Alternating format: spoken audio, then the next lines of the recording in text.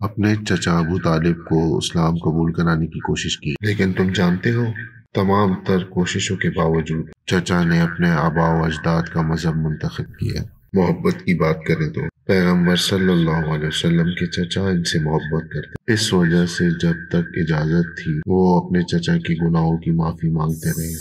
یعنی محمد کا کلمہ پڑھ کے اگر لوگ مسلمان نہ ہوتے ہوں تو من کنت مولا فہذا علی مولا کی دشمنی میں یہ مسلمان خود محمد کو کافر کہتے ہیں۔ ابو طالب تو کہاں، اس ابو طالب کو کافر کہتے ہیں جس کی گود کو خدا اپنی گود کہتا ہے۔ الم یجد کا یتیمن فآوا، اے محمد تو یتیم تھا، ہم نے تمہیں پالا۔ کس نے پالا؟ ابو طالب۔ کس نے ذمہ داری لگائی پیغمبر کے پالنے کی؟ پیغمبر کے دادا نے۔ محمد کا کسی بھی نبی کا نہ باپ مشرک ہو سکتا ہے نہ دادا، یہ پاک سلبوں سے آتے ہیں، جو خود پاک نہ ہو وہ بیٹا کیا پاک دے۔ محمد وہ ہیں جن کو پالا ابو طالب نے، اور ابو طالب وہ ہیں کہ ایک تو بانی اسلام کو پال رہے ہیں، اور دوسرا کسی حوالوں کی ضرورت نہیں، یہاں پہ ہر تاریخ میں لکھا ہے کہ جب دوسری وحی آئی وَأَنذَرَ عَشِيرَتَكَ الْأَقْرَبِينَ وَأَنذِرْ عَشِيرَتَكَ الْأَقْرَبِينَ، دعوت العشیرہ جسے کہتے ہیں، تو اس کا اہتمام ابو طالب کے گھر میں کیا گیا۔ اسلام کے بانی کو پالا ابو طالب نے، اسلام کی پہلی محفل، اسلام کی پہلی مجلس، اسلام کا پہلا جلسہ برپا کیا اپنے